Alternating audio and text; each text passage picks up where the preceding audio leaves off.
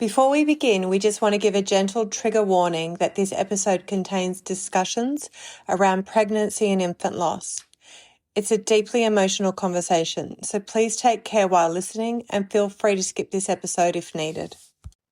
Hi, everybody, and welcome back to another episode of Pole Obsession with the beautiful and very patient Elizabeth Domizet and me, the slightly technologically challenged Felix Kane, and the beautiful and also very patient Fion from Lunalae.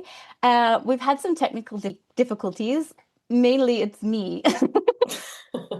So everyone's been super kind to me because I forgot to press record just now. So we're doing this for the second time, and hope you enjoy this one. And I'm gonna remember all the things I said and all the things everybody else said, and we're gonna go. So sorry, guys. Welcome, Fion. Thank you so much for being with us, and thank you so much for doing this twice. Do you want to let everyone know where you're from, how you got into pole dancing, and what you're doing right now? Yeah.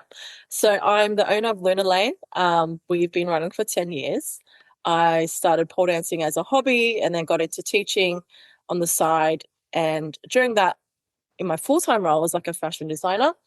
Back in the day, 10 years ago, I used to design for like a fashion house, which would wholesale to like the big e-commerce stores these days, like Showpo, Princess Polly, Dish, all those stores. And then I started Lunalae on the side and started selling at all the comps when pole was really hot, and then it just kicked off from there, and I've been doing it ever since. So yeah. Amazing. And I was saying before, and I'll say it again. I remember when your stuff first came out in Australia, because it was one of the ones that we could get in Australia very easily because you're Australian based, and everything else I think was either from America or the UK, or it was a bit more like sporty in style. Whereas when your brand came out, it was really like beautiful cuts, beautiful fabric, beautiful colors. Everything was really like really well designed, but also the fit and the coverage was so beautiful. Like everything was so quality, and I really enjoyed making wearing it. And everybody in my studio was like obsessed. We were just all in Luna because it was so pretty. Um, and I'll tell my story again about Lunalae because I really like this story, and I've told it so many times. My friend Anna has this really beautiful butt, and she was wearing these gathered shorts with like it was high-waisted gathered shorts, and her butt looked phenomenal. And I was like, Anna, what are you wearing? I want my butt to look like that. And she was like, they're Lunalae. Do you like them? I was like, I love them.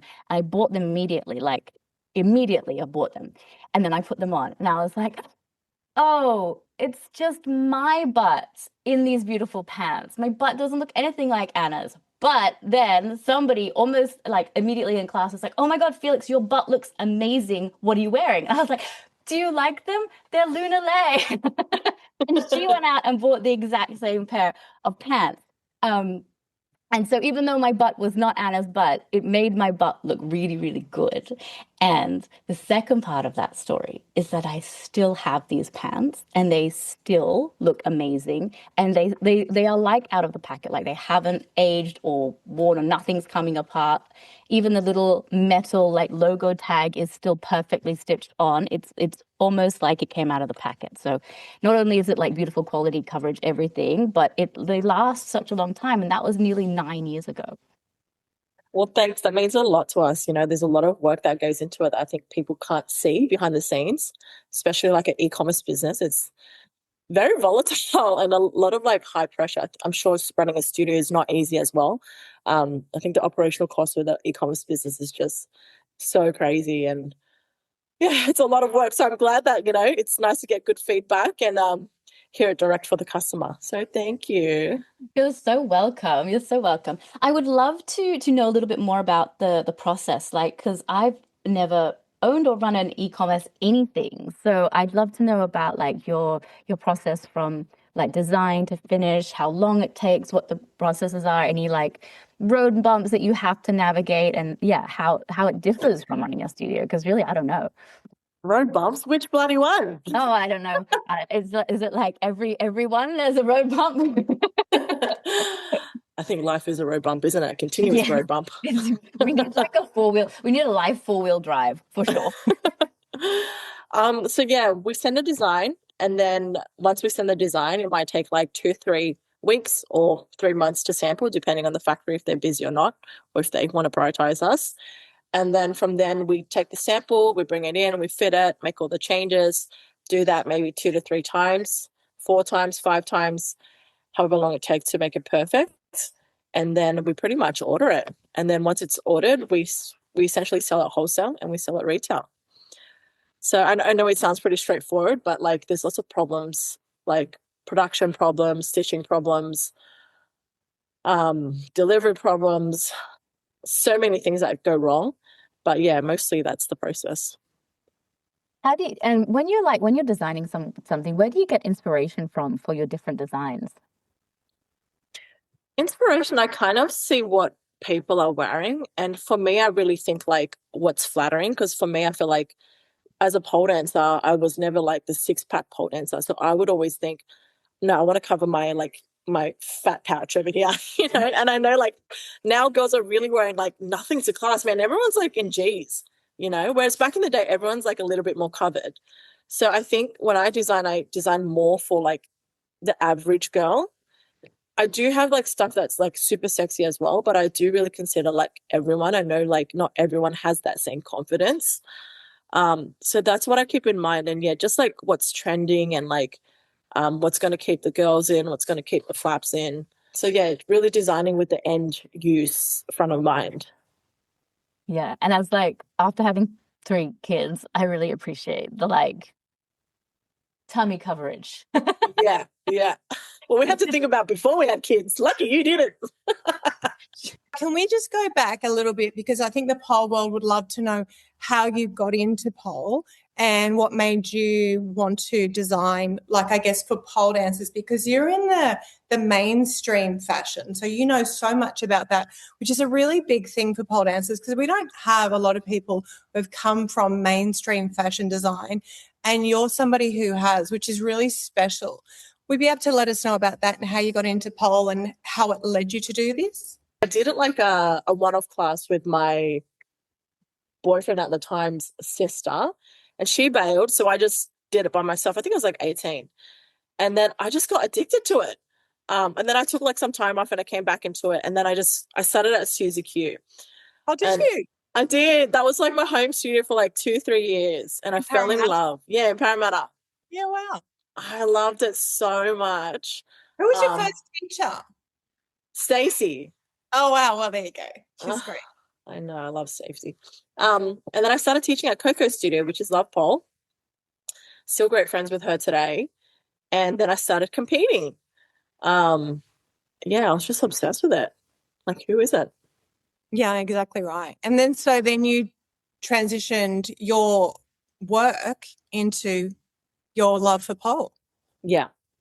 I think at one stage, every word out of my mouth was pole. I was just, yeah. Pole comp here, pole comp there, pole comp here, pole this, pole that. How many comps did you do? I didn't do that many. I think I did like 4 or 5. My last one was like Dance Filthy in 2018. Then I retired. That's a lot. Were you a sexy type dancer, or were you more tricks? More for dance? Yeah. Yeah. You do some tricks. I remember you doing tricks back in the day. You had some cool tricks. Did I? I can't even remember. Yeah, we'll have to. Can you drag them up and send them to me so I can post them? Yeah. I'm sure it's somewhere in the archives. Yeah, so this big boss of the big Lunalae massive fashion brand that we have in Pole did cool tricks, guys. Once in a lifetime. Once upon a lifetime. I've got a small e-com business, which is my grit, and I know how hard that was, but yours is next level. So when you started, did you have any idea of what was involved in creating your own brand? I definitely did. Like I was saying, it was my full-time job. I knew from start the production line how to deal with China. Dealing with China is something different because culturally, like when you go there and you travel there and you live there, man, you know what a tough life is. So when you talk to them and you're negotiating, you know what you're dealing with. It's just like a different level of like negotiation. So when you can negotiate your prices, this might help you out. Like it already increases your margin heaps. And then like the delivery times, who they prioritize, it's all about relationships for them. Yeah. So I think part of owning a brand is like people skills, you know, like how you deal with people, how you solve problems. It's fucking hard, you know. I've been doing it for 10 years and I still like, it's so fucking hard. You said when you lived in, have you lived in China?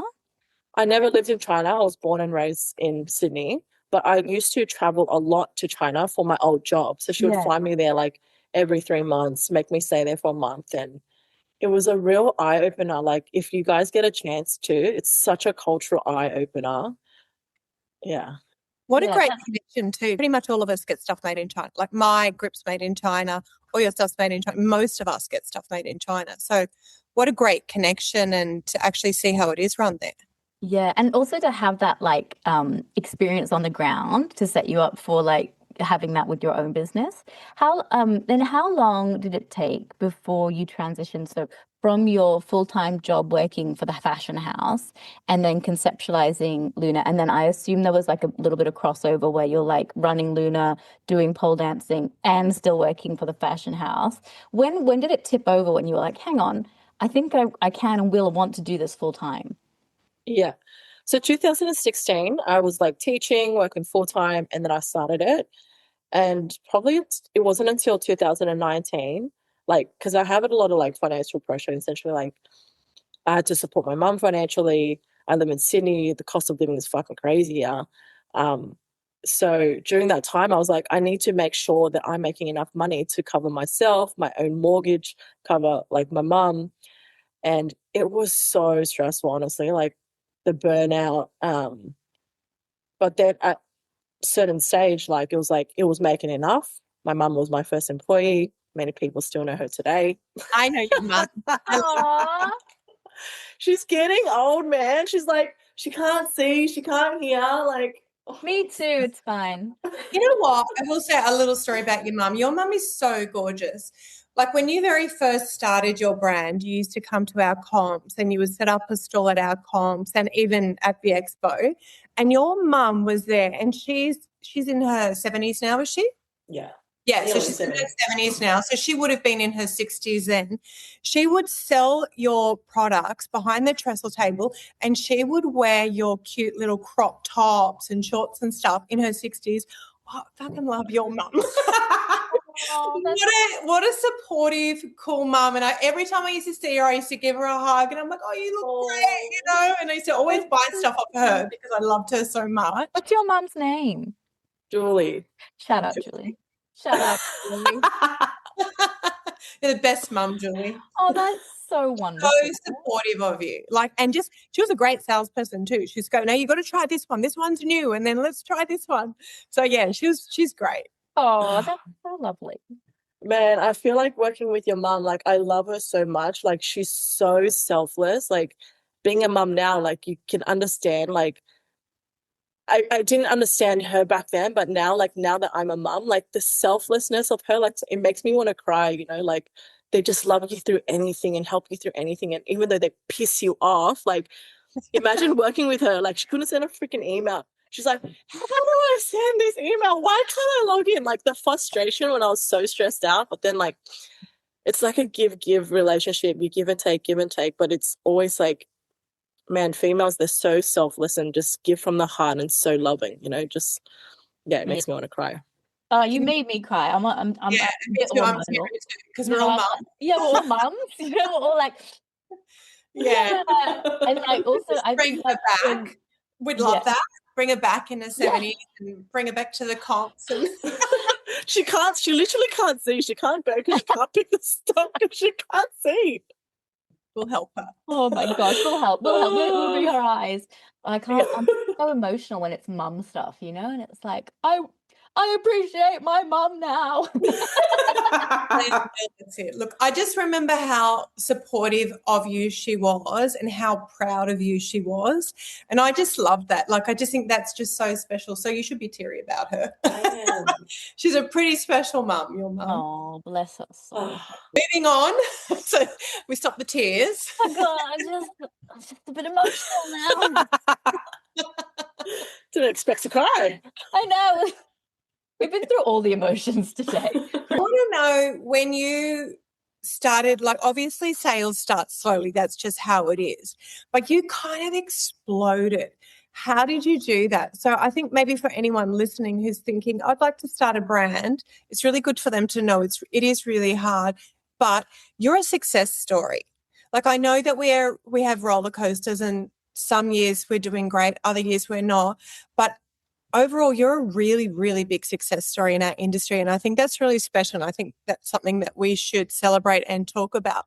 So can you let us know how that went and how you progressed and where it is now? Oh, just thinking about how to answer that question. I feel like number one, you need to have a strong product. I think a lot of people they see success on the outside, but they don't know that I was actually a fashion designer. You know, like people are like, oh, I want to start a brand. I'm like, okay, cool. Like, what have you done in your past to prove that what you're going to do is going to work? So a lot of it is just testing and measuring.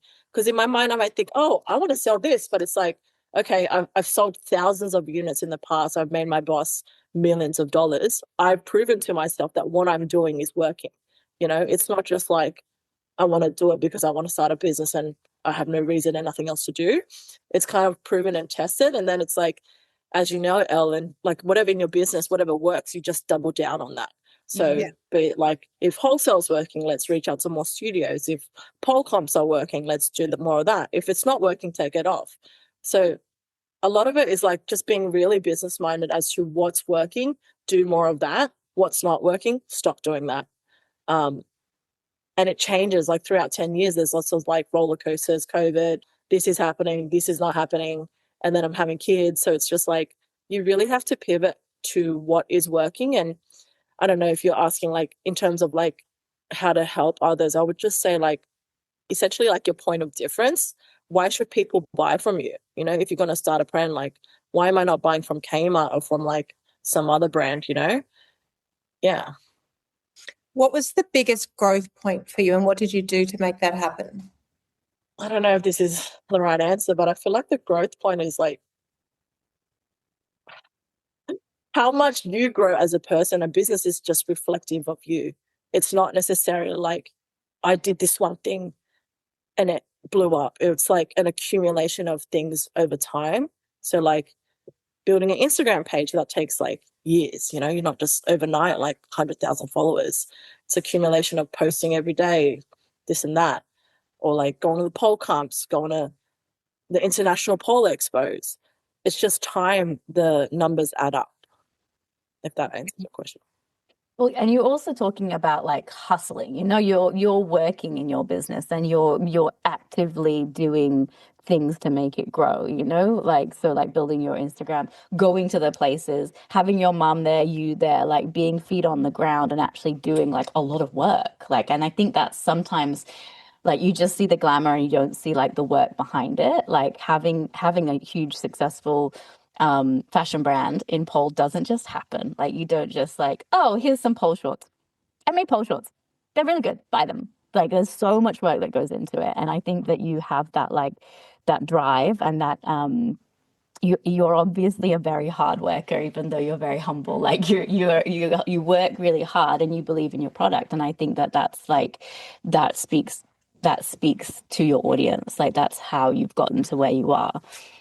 Thank you. I feel like people don't see genuinely how hard it is. Like it's not just designing cool stuff. It's like, man, the pressure of the money, like if you're not making enough money, like, okay, I'm gonna go into debt right now. And, you know, especially when you're having kids and you're giving birth and personal things happen and your parents get sick and whatever. It's like, well, how do you navigate? You still got to push on. Like you don't get to rest. Yeah, and I think that's such a uniquely female experience as well as a female business owner.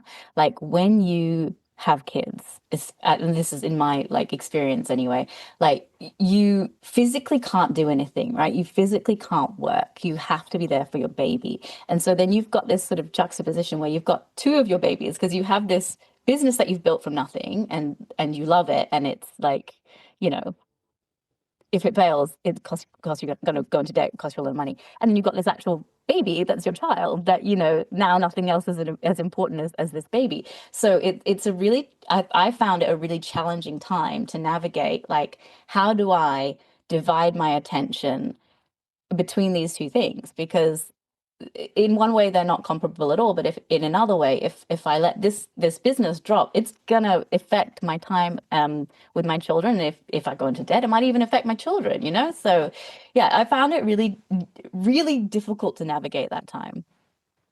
I think that's the hardest part. Elle, I would love to ask you. I feel like you're the OG in this. You've got 3. I feel like that's my Yeah. goal. Like, man, how do you do it? Like, of course it's hard. And you were telling me like you were a single mom. Like, I feel like that's the biggest challenge. Like, business itself, it's a whole different ballgame. It's extremely challenging. But when you have kids on top of it, like, give us some advice, please.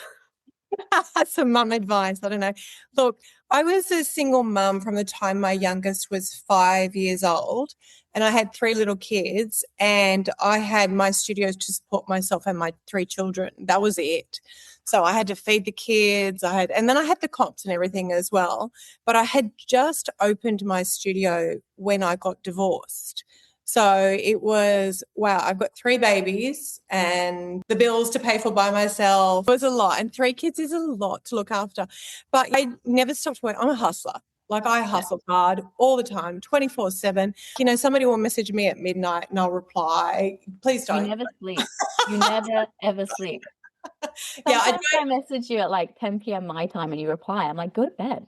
Yeah, I know, because I'm always working. You will see a post on one of my businesses, whether it be Grip, one of the studios, Expo, whatever it may be, at 1 a.m. That's because I'm awake doing it. Because like, oh, geez, I forgot to do that social media post. You actually, to be successful, and you'll see a lot of people who are super successful. A lot of people who are super successful actually have ADHD. So, and I am probably undiagnosed, let me tell you that. But you're constantly hustling, you're constantly pivoting, you're constantly coming up with new ideas. And with being a mum, you always have that mum guilt. Like, I always feel like I'm not there enough for my kids. So that's also really, really hard. But, you do special things with your kids, and then you've got to keep working on the business. So you don't really have a lot of time for yourself. And burnout is a real thing. But you don't have a choice, because you have to put a roof over these kids' heads. You have to feed your children, So no matter what happens, you just keep going. But my kids now, they're big now. So my baby is about to turn 18. And then my son is 20, almost 21, and my daughter's just turned 22. What I feel like I've shown them is that you have to really work hard. And if you really work hard, you can have anything you want. And I think my kids are really proud of me now. Like, I know that, and I tried to do everything. I didn't want to miss any of the special things. I didn't want to miss the soccer. I didn't want to miss, the tennis games or the basketball games I had. So I made sure that I was there for them, for their swimming and all those special things. I would work until usually midnight. Then I would get up at like 5 a.m. to take my daughter to squad swimming at 6 a.m. So I never stopped. And I think that my kids now look back on it and they're like, your mum wasn't there like other mums were, which I wasn't. Like, I hope and I feel like they are still really proud of me and what I've done. So you just keep doing you. Your babies will love you. They'll be super proud of you. There'll be moments where they hate you as well. When they hate you, you just say, it's okay, you'll love me when you want something. You guys are making me cry. Those moments where they were like, Mum, the kids at school are saying you're a pole dancer, and they went through a little bit of a hard time. But now they're really proud of me. You've done so much, Mum. It's so great. You were a single mum and you did that by yourself. And both of you two your kids will say that to you when they get bigger. You both got babies. But I know that they're going to turn around and going to say, Mum, you're an inspiration. So I need a moment, Elle. Thank you. That was very beautiful. It's true, though. It's true. You just got to keep going, keep swimming. They'll be proud of you no matter what. The kids know that you love them. You just got to make sure that I think that they still feel special and they still know. Like, I tell my kids every day, they don't reply to me because they're adults now. I love you. Mum loves you. I love you so much. I don't live with them, but, they know no matter what, my kids know that I love them and I'm there for them. So I think that's the most important thing, being a mum. And I think I guess you triggered me because I'm like, it's so hard. Like it's really, really hard. Mm-hmm. It I is. feel like you're in the thick of it though, Felix. I feel like you're at the youngest age where you've got so many of them. Yeah, and they're like they need you so need much. you. Like They they need need you. you so much. Ah, okay. I want to ask though, because like for me, I had parents who had businesses as well, and my trauma as a child was that they weren't there because they were working so much. So for me as an adult, I was like, I want to make sure I'm there for my kids. But like, yeah, it's like, how do you make them feel that when they're older that they still want a relationship with you? Do you know what I mean? But still having that balance. Do you feel that you have that? I don't think anyone has the best balance. I think anyone who says, yeah, I'm balanced, I give proper time to everything and everything's great is a liar. Like, I just don't think it's possible. But I'm always there for the special occasions. And I always make the kids feel special. And whenever my kids see me, like they're adults now, so I don't see them like I used to. You know, their eyes light up, they give me a big hug, they always tell me that they love me. And my boys don't respond to me often. I have a very close relationship with all my children. And I just think you just have to be there for them. You have to remember what it was like when you were their age. I think that's a big thing that parents don't do. They don't remember what it was like when they're 18. When I was 18, I was going out getting drunk, getting dropped off on my mum's lawn, you know, smashed out, like 100%. But when my daughter did that, I would just get in the car, find where she was, because I had her on Find My Child. Can you do that? Yeah, and I would say, stay on the phone. I need to know that you're okay. And I would go scoop her up off the ground with her brother or whatever. I would get them. So my kids know that I don't judge them and I love them and I'm there for the most special moments. And I think that's the best I can do. But I think that's so huge, like making sure that they know that that you are a safe space, you know, so that if they've done something wrong, they know they can call you first because you're going to look after them. And even if you're going to get like a little bit mad at them later, in that moment, they're comfortable enough to call you to say, Mom, I fucked up. I need you to help me. Yeah. Yeah. My kids will always do that. I'm their emergency contact. So, look, I'll tell you a quick story. There, a few months ago now, my boys got a new car. So my ex-husband thought it was a great idea to give my son this $100,000 car.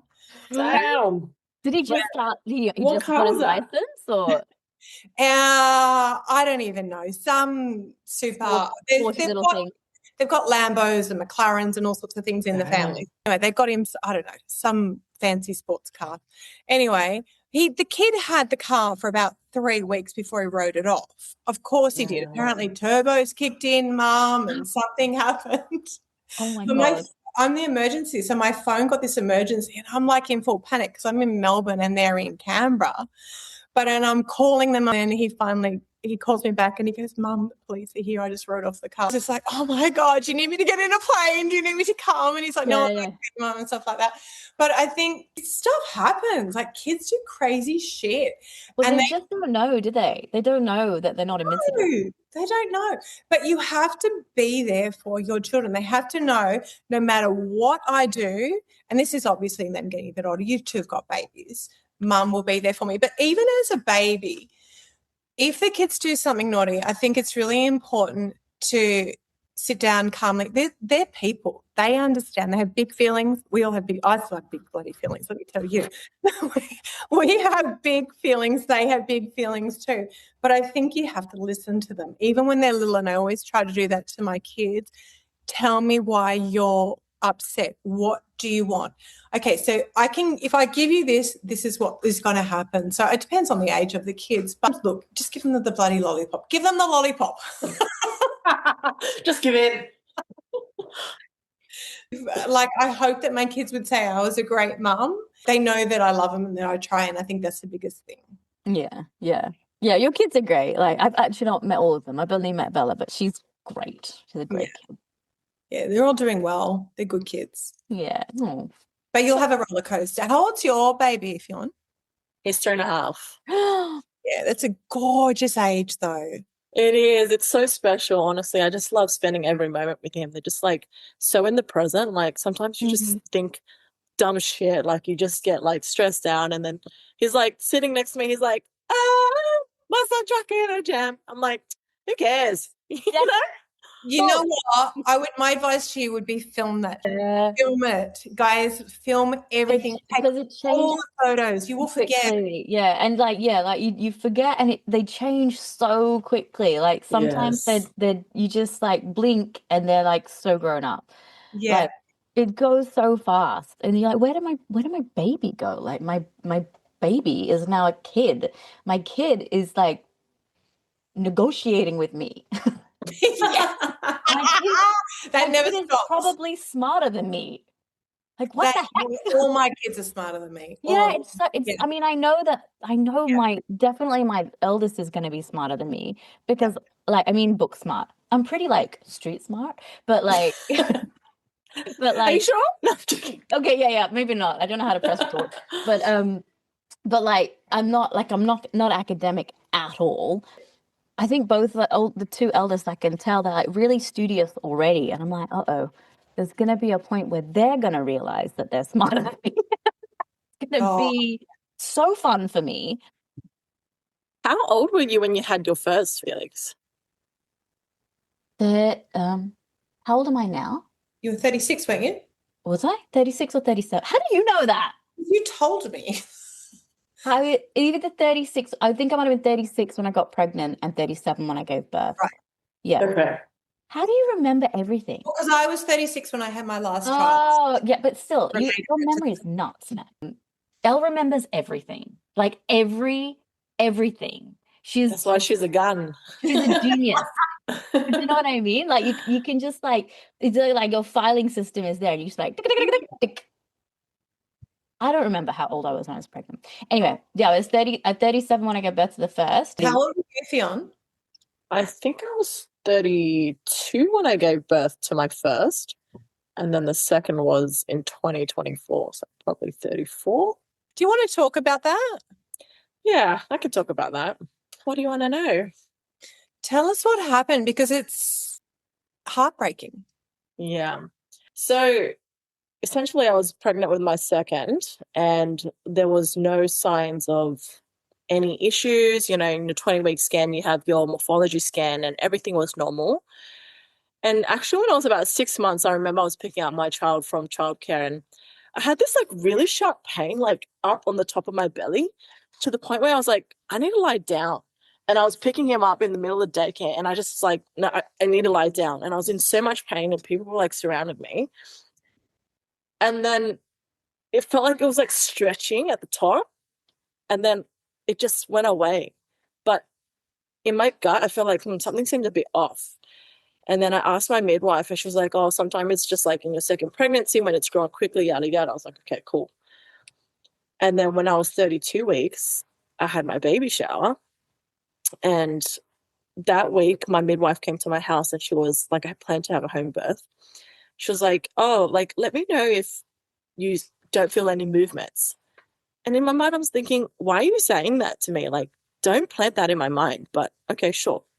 So that Saturday, had my baby shower, and that whole day, because I was busy, like I didn't feel anything that day, essentially. And then I called her that night. I'm like, hey, come over. Like, she did the manual Doppel thing, and there wasn't a heartbeat. And I was just like, okay, cool. Like, let's just go to the hospital.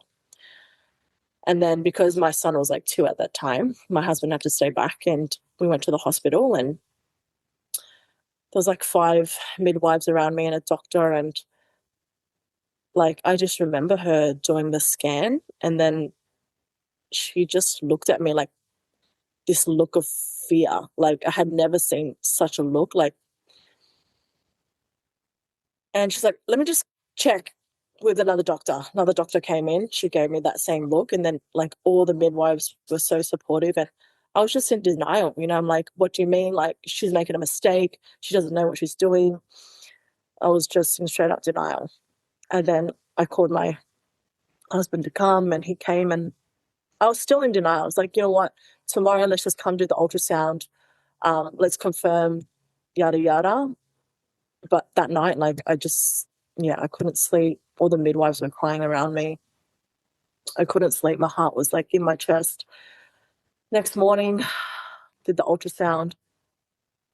Yeah, the midwife or the doctor was like super clinical. She's like, "Here, you see, there's like a blood clot, yada yada," and everything melted away, and I was just crying, like primal crying, and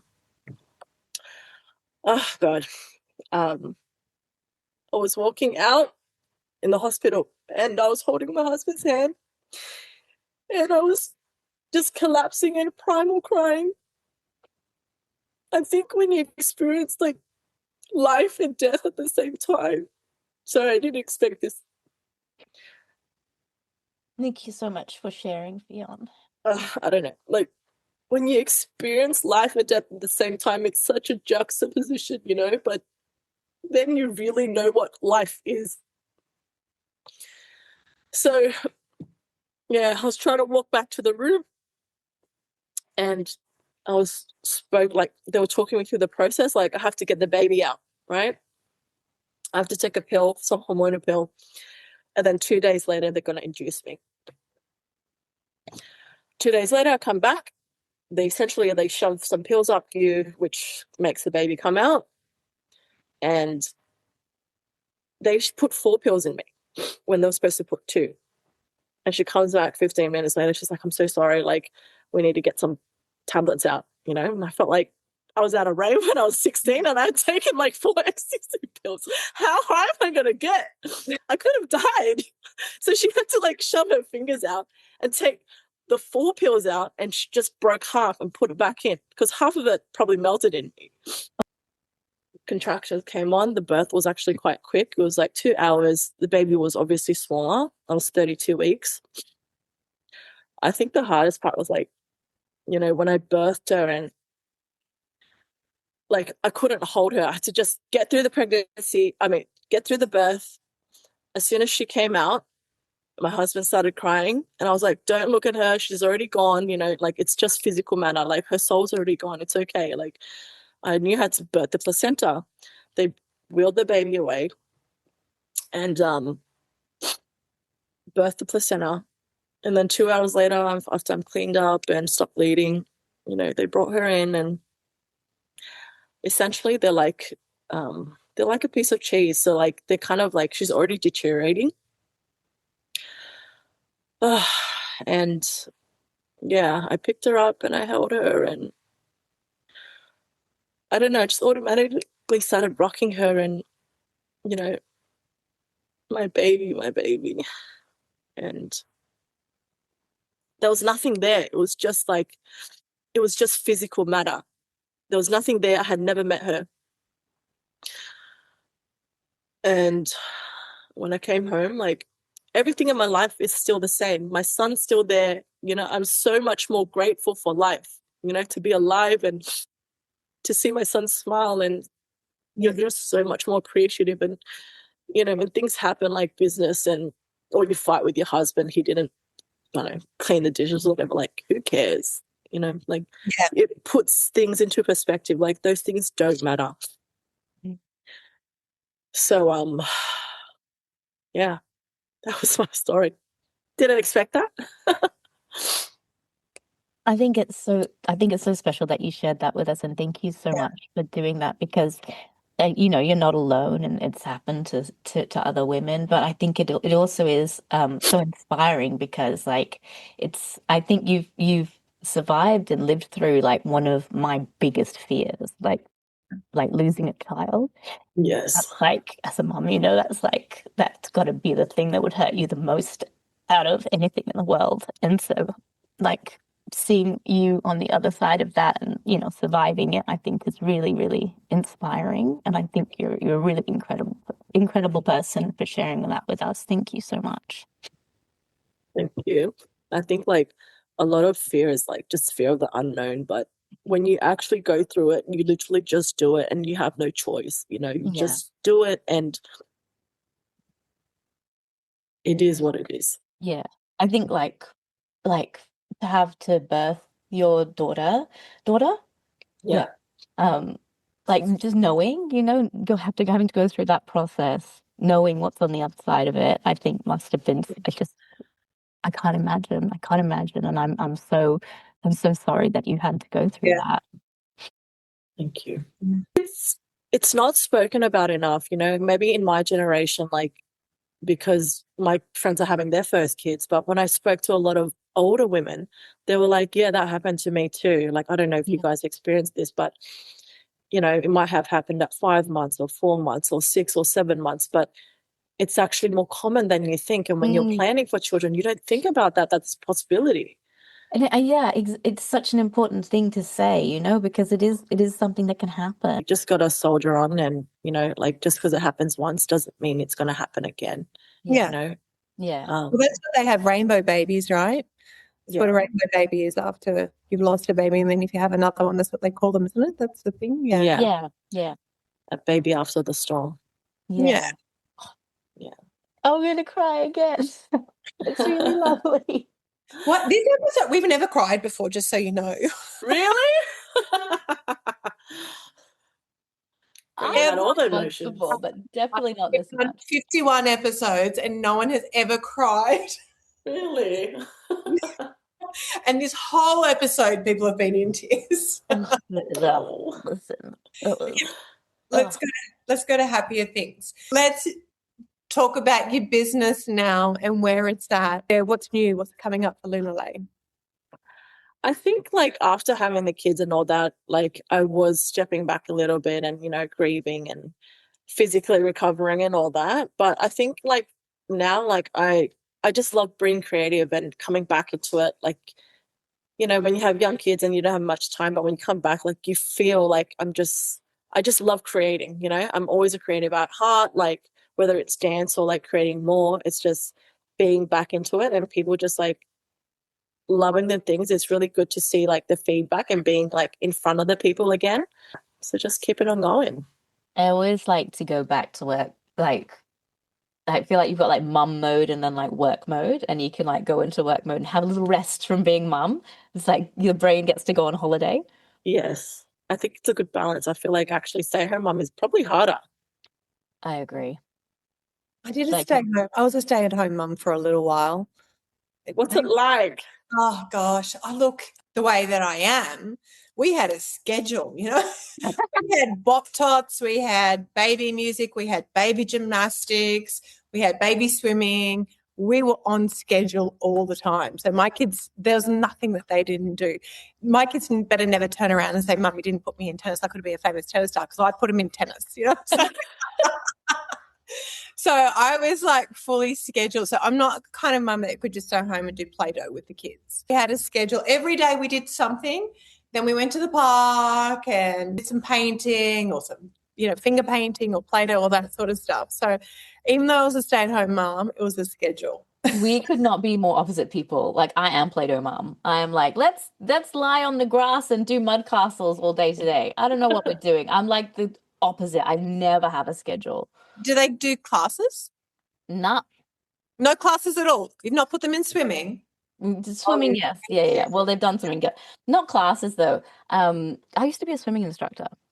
Yeah, but they need to. Yeah. Well, my two youngest, not yet, but the older one I got when I did a cheat, because when I went to Bali, I just got him, like, loads of private lessons because they were so cheap over there. So I just, like, every day we had, like, hours of swimming, and so that's where he kind of learned. He's not a strong swimmer yet, but he will be. But no classes yet. I definitely older one. I want to put him in something, but I haven't. I don't know. I want to just see what he likes and, like, take him to all the different ones, like, audition his hobbies, and then, like, that's what you do. Yeah, whatever he wants. Yeah, what they love. Yeah. Because he was a super clingy. Like, my two girls, they'll be fine going, but Casper was like, I think I took him to one thing, I can't remember what, and he just wouldn't leave me. Like, he was so afraid of interacting with other people that he was just on me. But since he started going to school, he's been a lot better. So I'll probably try that again. Well, it's good for them to do sports and things like that. Yeah, I want him to do something like jiu-jitsu or, gymnastics or something, but I don't know. I just can't. I mean, like, everything. I put my kids in everything. I want him to try everything, but I want him to want to do somthing. Do you know what I mean? Yeah, but they will, though. After they try everything, then they'll tell you. Yeah. I want it. I want my girls to do dancing too, but. Well, I did that too. I put Bella in dance from the time she was 3 years old or 2 years old. I'm like, you can walk, you can dance. Can I force my children to do, like, to be great pole dancers. No, Did they like it? They didn't like it. my daughter won't dance. They love my kids love swinging on the poles. I've never like taught them anything. They just love Yeah, to that's go like different. a Though. playground. Yeah. But yeah, they've never danced or anything to informal classes. We'll see. I don't want to be that mom. I don't want to be like a pushy mom. I don't want to be a pushy mom, but I really want them to want it. They need to succeed through me. I want them to have the same amount of dedication that I had to my craft. They'll probably be like lawyers or something. So, Elle, did you just get over it for a while? Because I'm like, I always wanted to try it, but then I'm like, I think I'd get bored in 2 seconds. For me, it was difficult because I'm not like a Felix mum. I don't want to play in the mud. You know what I mean? My kids did activities and then I gave them activities. I did play Play-Doh and stuff with them too, and I read books and all that sort of stuff with them too. But it was mind numbing for me. It was just mind numbing. And I came from a corporate role. So I was an account director, very high up, one of 3 women who held my position in the country for Telstra when I had my kids. So going from that, writing tenders and working in IT and all that sort of stuff to doing Play-Doh every day. And having like every sentence interrupted, like mummy, Mum. Yeah. Yeah, like not being able to form a full sentence. Yeah, I used to go lock myself in the garage in the car if I needed to make a phone call. I just clearly remember, and then they'd be banging on the door of the garage. I don't need a phone call. I'm just like hiding. I'm just hiding. Yeah. I think it is for some people. I think some people love stay-at-home mom, trophy wife, that sort of thing. For me, no. Absolutely not. It wasn't, but you can tell, look what I do. As if I couldn't maintain that. Yeah. Yeah. I don't know. I think, I think you're right. Some people really enjoy like motherhood. I feel like I love my children so much, but I don't love motherhood. It's a hard job and it's not my favorite job I've ever done. I feel like you need breaks. Like if you work part-time, then it's like you just what's it called? Appreciate it so much more, you know? Yeah, like when I go to work and I do my work, then I can come home and enjoy my children. But like when I have like just my children all the time, like I do I think it's a really hard job. I just think it's a really, really hard job. Is it rewarding? Yes, it's super rewarding.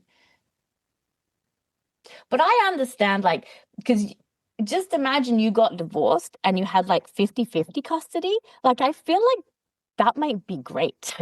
I'm not gonna get divorced. I love my husband, but having on and off 50-50, I feel like my mind would work really well. You think that, but I got divorced and I would have my kids and then they would leave me. They would leave me on a Sunday and they'd go back to their dads because they would stay with my ex-husband Sunday night, Monday, Tuesday, Wednesday. Then I would pick them up on Thursday because I wouldn't work on Thursday and I have them Friday, Saturday, Sunday. When my children left me on a Sunday, I used to sit on my stairs and cry. So you think that, but they're still your babies. And then now somebody else is looking after them. You don't. Mum. You don't have say in what's happening when they're not with you. True. So I do not recommend divorce. Divorce is a balance option, no? Don't listen to Felix unless you really need to get divorced. Don't get divorced unless you really need to. All right. Yeah. It's sad. It's sad not raising your kids all the time. I know it's so overwhelming and I know it's a lot. And honestly, sometimes, if I'm being honest, I can't wait to go back to your father's because you're driving me crazy. They'd put a hole in the door or something, you know? Yeah. Really? With their skateboard or something? Why do kids damage property so much? They don't understand. They don't understand how much it costs you to buy it. They don't understand how hard you've worked to get it. When they get bigger, they do start to understand. But when they're little, there's so much damage everywhere. And did I tell you my kid lit the lemongrass on fire the other day? How do they know how to use a lighter? Yeah. Well, okay. I love my husband very much, but apparently he gave Casper the lighter and he was like, go light the flower buds on fire. I've got this daisy bush and it's got dried up daisies on it. Not a game I would have encouraged, but anyway, apparently he was good at lighting those little dead daisy buds on fire. It was cute and whatever. And I'm like, okay, but still probably wouldn't have given the 5-year-old the lighter. And then next minute, they're all standing in the corner of the garden, and my husband's like watching them from the couch out the window, and they're just standing there looking up. And he's like, oh, that's cute. They're all standing there looking up. And then Casper's like, whoa, it's going all the way to space. And my husband's like, oh, okay, cool. And then like 3 minutes later, they're still all just standing there, still looking up. And he's like, okay, this needs investigation. Like, quiet kids, something's gone wrong. And so Yeah. and I had this lemongrass bush that was probably about a meter like in circumference, and maybe like, yeah, like just over 1.5 meters tall. Like, it's a big lemongrass bush. And lemongrass is like grassy, it's got lots of oil, like, and then it's got the dry dead bits at the bottom. And apparently Casper's just like lit the thing, and it's gone up like a lantern, and it's just this huge fire in the corner, like the smoke's going up into space. So Nick's grabbed the hose and he's like extinguishing the thing. Luckily, it was a very contained, small, big fire, and nobody got hurt. But yeah, that's my story. That's wild. Yeah. I was like, what do you mean? I'm telling you now, when the kids are quiet, that's when you have to worry. We're back to Lunalae. Do you want to tell us anything about Lunalae? Do you want anyone to know anything? What would you like to say? Moved into Burwood. So we've reopened our retail front because we were closed for a while while we moved our 3PL. That's about it. We're still, I guess we're still going. We're still the same, selling online, selling wholesale. If any studios are interested in stocking, we do that too. But yeah, we're always just like producing new stuff. And What's your favorite piece? I want to say that there's this like bodysuit that everybody wears. Like, I could never rock it. It's like the Kenzie where it's got a big hole in the stomach. Have you guys seen it? But I think I know. Is it shiny? Yeah. And it makes your legs like super long. And I'm like, damn, I don't know why this is like one of the best sellers, but like people kill it. I feel like I look like a pregnant lady in it. Belly comes out the middle of it. Yeah. Not for me either. My favorite piece of yours, and I told you this the other day, and I live in them. Like, that's literally all I teach in is the shorts. The drawstring ones. Like the drawstring shorts. I have them in every colour. I've got the teal, well, every colour that when they came. I don't know if you've got new colours. I've got the teal, I've got the burgundy, and I've got about 55 of the black ones. I'm making new colours, by the way. Oh, and I want crop tops. Okay. I'll keep that in mind. With big double D boobs, those ones. Yeah. Oh, you know what else I really like? When you first designed it, and I think we all went crazy for it, those triangle tops, and you brought them out in 1,000 different colours, and we all had 1,000 different colours. I still wear them sometimes. My boobs are a bit bigger now, but I still wear them sometimes, and they're really good for going out as well. They've got that cool back. So if you've got an open back and you still want to wear something underneath the front, it looks really cool. I still have that. It's still going. It's still one of our best sellers. So yeah, see? Yeah. You got a good product. Well, that was a long time. What, 10 years ago? No. Yeah, that was one of the originals. Years. Yeah. That's wild. And then the cross short, the other ones that I loved, which I don't wear anymore because they're a bit skimpy for me now, but the shorts that has like the crisscross on the side. Crisscross on the side. Oh, I love that one. The high leg one. Yeah, There's a new version coming out. I feel like everyone likes the high cut now. Everyone's liking super high cut, right? Yeah. I'm down. I'm down with that. I can wear that because I don't have. You can wear that, but does everybody else wear that? I feel like my badge is coming out. I feel like mine probably is too. Can I ask as well? Are you guys spiritual? I feel like Felix, she might be like super spiritual. She is, I think. Me? Am I? Yeah. Well, I am Christian, and I don't know about spiritual because I feel like I had a lot of guidance in my life, like from God, and I feel like it's always been very clear to me, like what direction I should go in, and I feel like that's been divine. I don't think I have anything to do with that. So, if that's what you mean, then yes, I am. It's really great that you can tune into it and that you're aware of it, Yeah, it's really helpful. For a long time I thought I was an atheist, and I just was like, I'm just so lucky. I think things changed for me probably maybe like 7 or 8 years ago. And then, or maybe it was when I nearly died. But yeah, What? yeah, it's been slowly. Last episode. Oh, last episode, yeah, we covered that already. But slowly, like that sort of belief system that I thought I had was sort of peeled away, and yeah, I think the more I lean into that side of learning that and becoming a better Christian, the more aligned I feel. So I guess that's my take on that. And are you out? Because I feel like generally like successful people, they have a spiritual side where it's like they're very strong, like spiritually. I find that like a common pattern. Like, in what way do you feel that you are? Well, for me, I wasn't as I grew up like in a Christian school, yada yada. But then when I had my business, like it was so stressful to the point where like my anxiety was so bad that I couldn't breathe, but I was just bearing it because I'm Asian and we don't talk about our feelings. Yeah. Yeah. So like I would like not be able to breathe, and then I guess it was divine timing, like you say, Felix. Like I went to this event in Melbourne. It was like a Melbourne Convention Center, and it was like this Indian guru. And I thought, like, what the hell is this? Is this a cult? Yada yada. But it was like an initiation, and I had like this out of body experience, and it was just like a spiritual awakening. And it was the most eye opening thing. Like, actually, we're not just like living in this physical reality. Like, we're these beings that are just having this temporary experience. Like to experience that, I know I sound crazy, but to experience that like physically is really different. And since then, I feel like I've just been exploring that, and it's really helped me throughout my life. And I see that, when people are successful, they always talk about spiritual, whether like they're Christian or they're Muslim or whatever, they do have that common denominator. So I always like to ask. Yeah. That's like so interesting. Yeah, that's so interesting. Have you ever done any breath work? That's what I do. So with this particular guru, he has his practices. It's Sadhguru. He has like, I don't know, Yeah. millions of followers. So I do those practices. So my anxiety used to be so bad to the point where like I couldn't breathe. But since I did it, like it went away, and since Yeah. then I've just been doing more and more practices, like more meditations. But that's kind of like, you could say it's like a form of prayer, right? Like, Yeah. it's like, if you think about like the worst case scenario, like someone who's been to war and they have PTSD, it's like in your physical memory. No matter Yeah. what you do, once you hear that sound, it's like a trigger. Yeah. So those meditations or those like yogic practices, it's like a way to wipe away those karmic memories.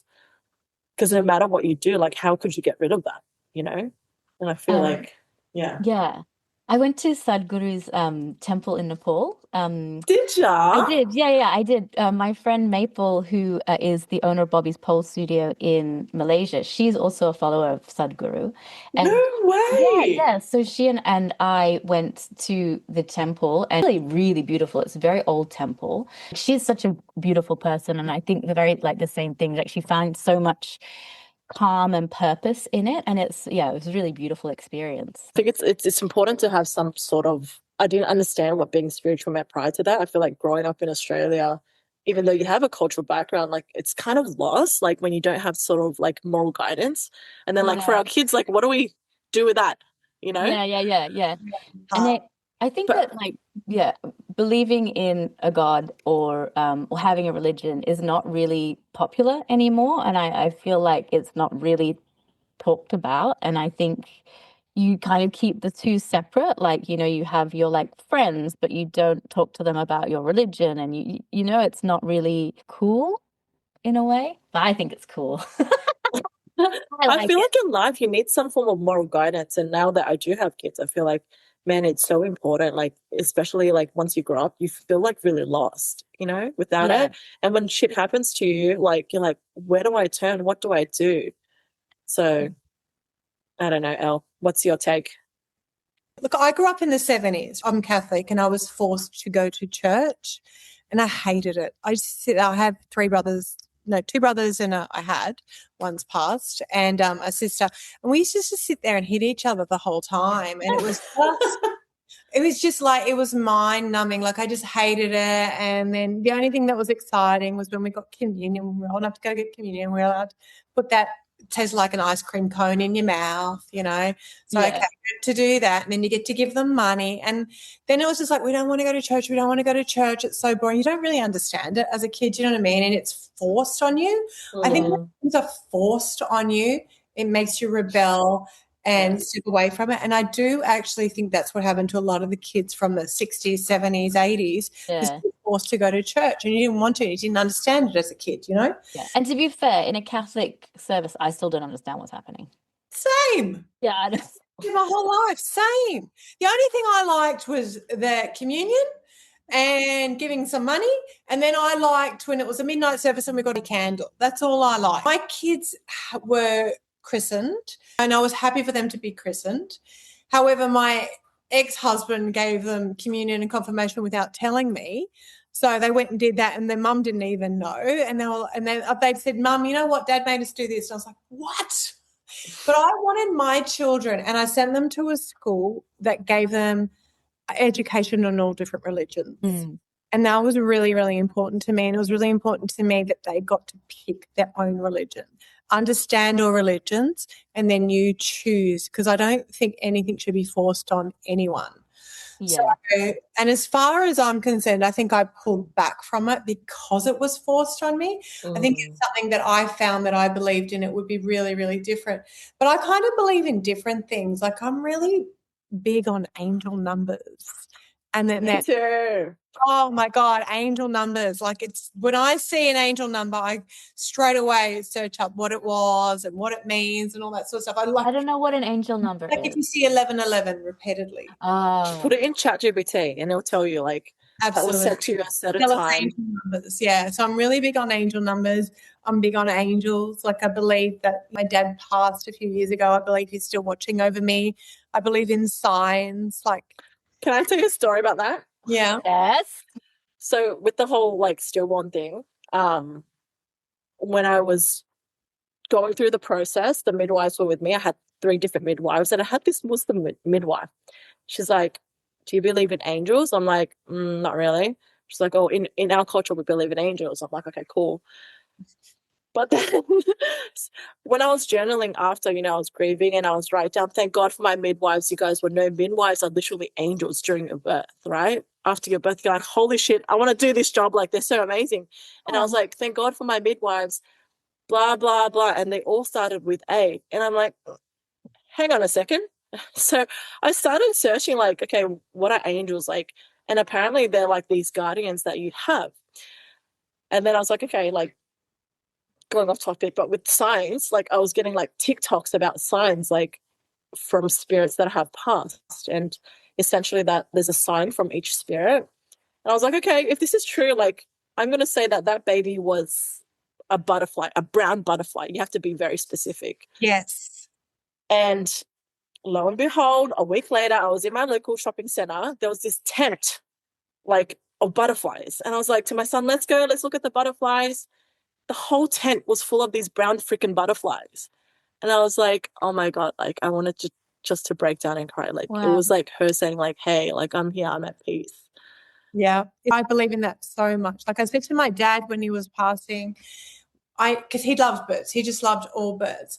And I said, when I see birds, not like all the time because there's birds everywhere, but when I'm feeling something and it's meaningful and I see a bird, I'm going to know it's you. And he just nodded because he couldn't speak in his last sort of week. And he just said, yeah, I'm going to be your bird. And every time something happens and I see a bird, I'm like, that's my dad.